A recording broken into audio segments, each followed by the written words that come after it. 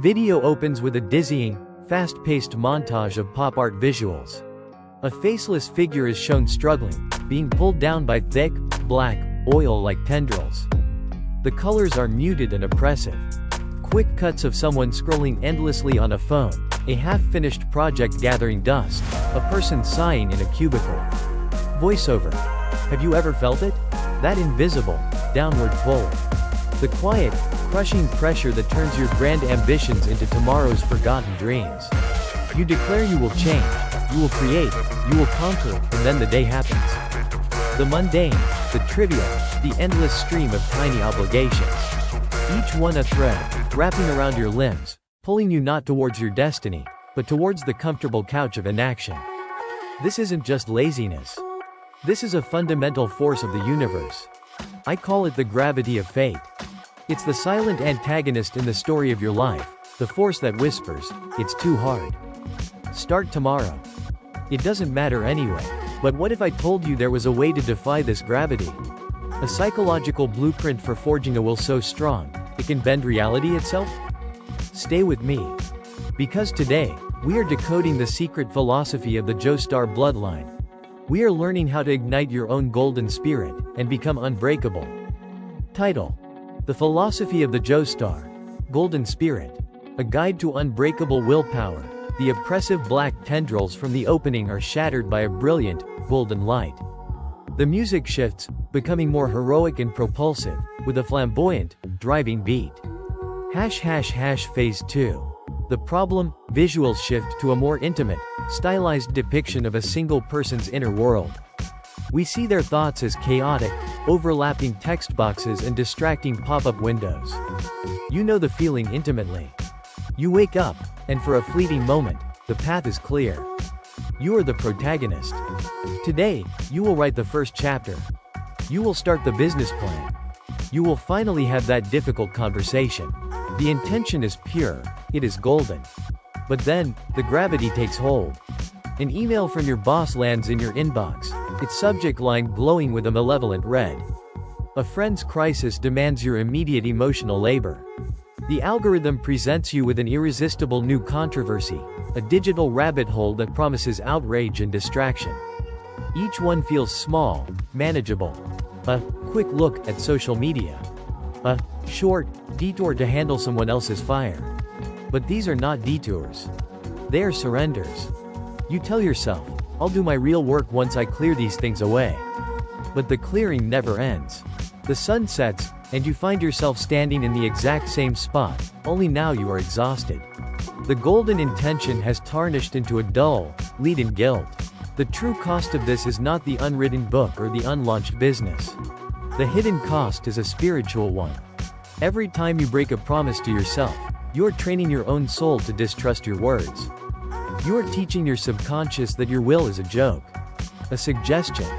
A cheap negotiating tactic that will fold at the first sign of pressure. You slowly, imperceptibly, begin to accept the role of a side character in your own magnificent, bizarre adventure. You believe that fate is something that happens to you, not something you create. The gravity of fate has won. It has convinced you that its pull is the only reality. But the Joestars would call that a pathetic excuse. Phase 3. The solution, the visual style becomes a vibrant, moving tapestry of the Joestar lineage. Jonathan, Joseph, Jotaro, Josuke, Giorno, Jolin. Each poses in their iconic style, their forms blending and shifting into one another, connected by a shimmering, golden energy. To understand how to fight, you must understand the weapon. And the Joestar family's greatest weapon is not their Hammond, their stance, or their superhuman intellect. It is a psychological state, an inherited philosophy that we call the golden spirit. This is not simple courage. It is not blind optimism. The golden spirit is a strategic, threefold framework for manufacturing an unbreakable will. It is the art of transmuting pain into power, and transforming choice into destiny. Let's dissect this spiritual technology. It is built upon three core principles. Principle 1. The principle of the resolved path, or Kakugo. A stark, black and white image of Giorno Giovanna appears, his eyes burning with cold, golden determination. The Japanese characters for kakugo burn onto the screen. In the West, we think of a decision as choosing between options. Option A or option B. Kakugo is different. It is a Japanese concept that means resolve or preparedness. But its true depth is far more profound. To have kakugo is to make a decision, and in the very same instant, to accept every possible consequence of that decision. You don't hope for the best. You don't plan for a smooth ride. You look into the abyss of potential failure, suffering, and loss that your path might entail, and you nod. You accept it. You pay the price in advance. When Giorno Giovanna declares, "I, Giorno Giovanna, have a dream," he is not merely stating a goal. He is performing an act of kakugo. He understands that to become a gangstar and reform the mafia from within, he will have to lie, to fight, to bleed, and perhaps to kill. He may lose his friends. He may lose his life. He accepts it all.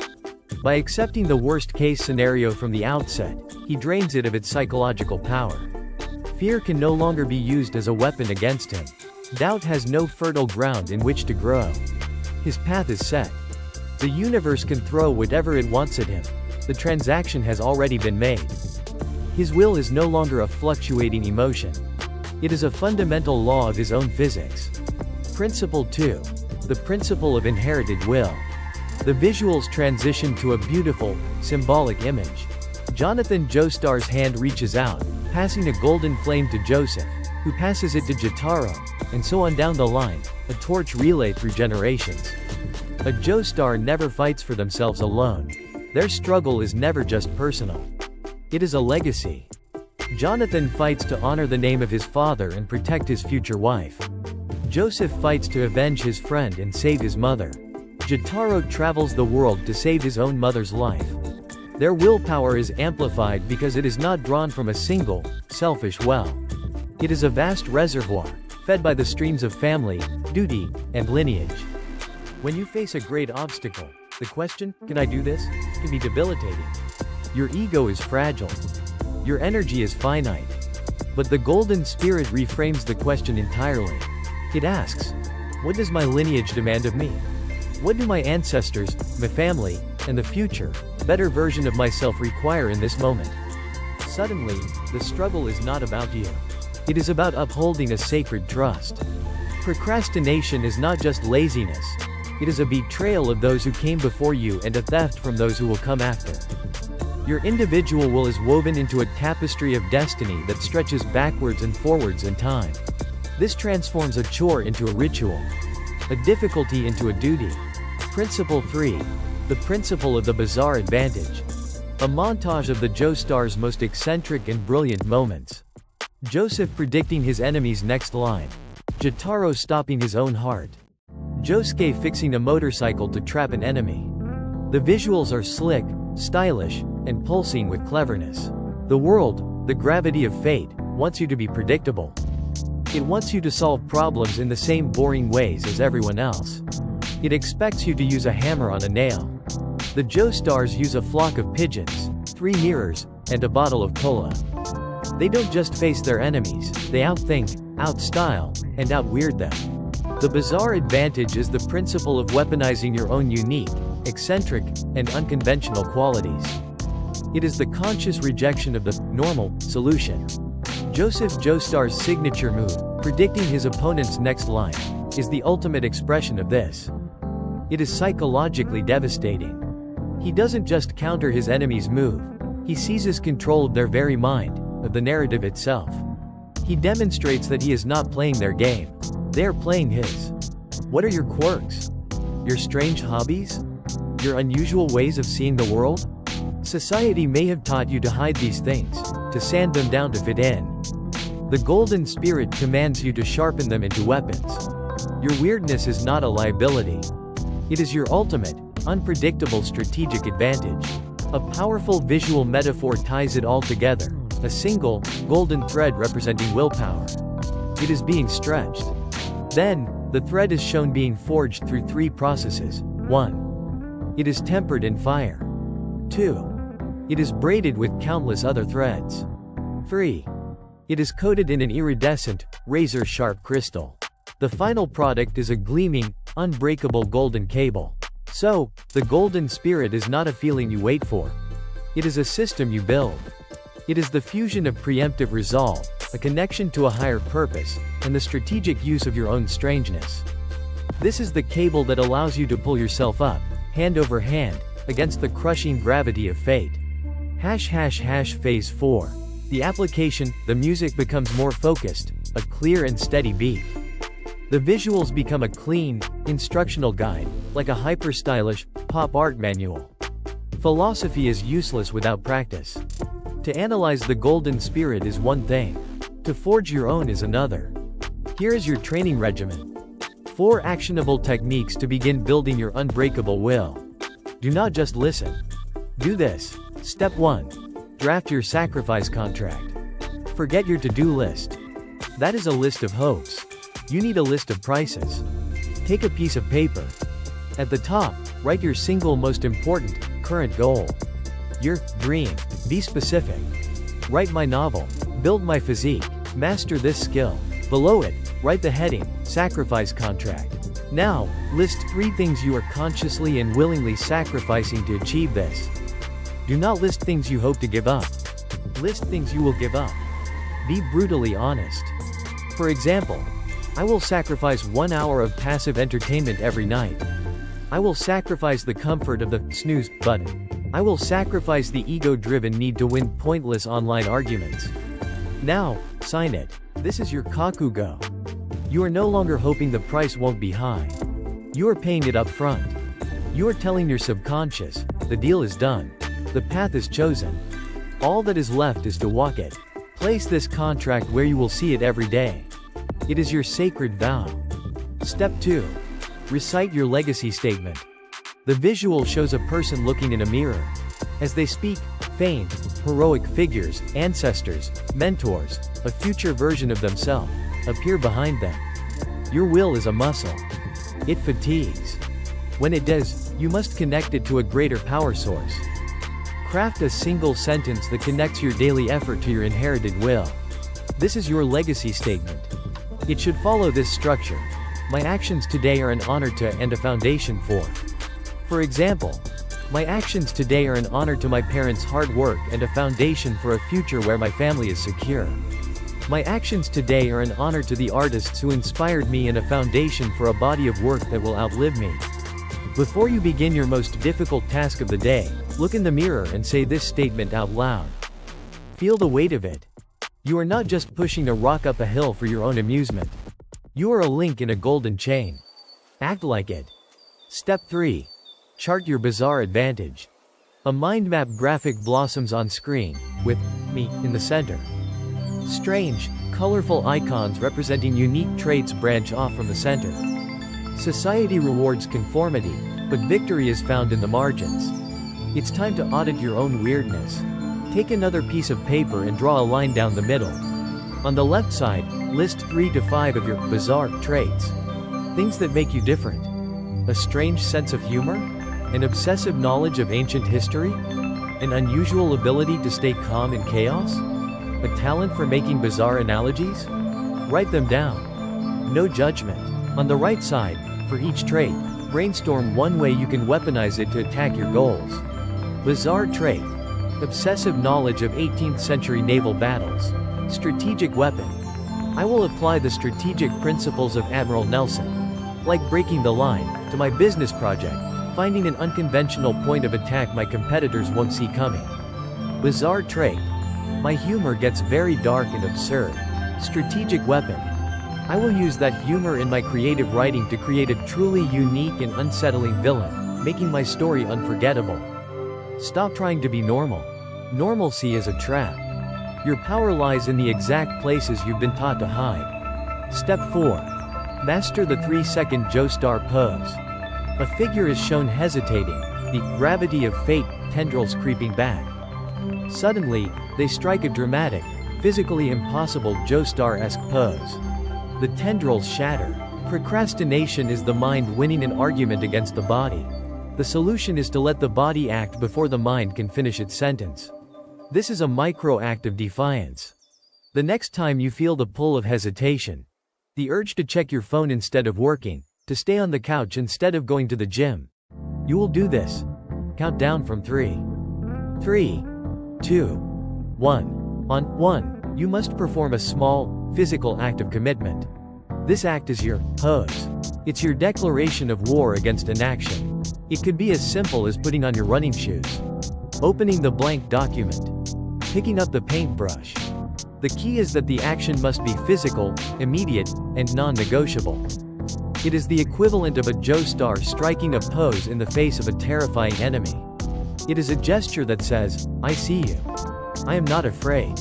Let's begin. It short-circuits the hesitating brain and initiates momentum. And with momentum, you are no longer a victim of gravity.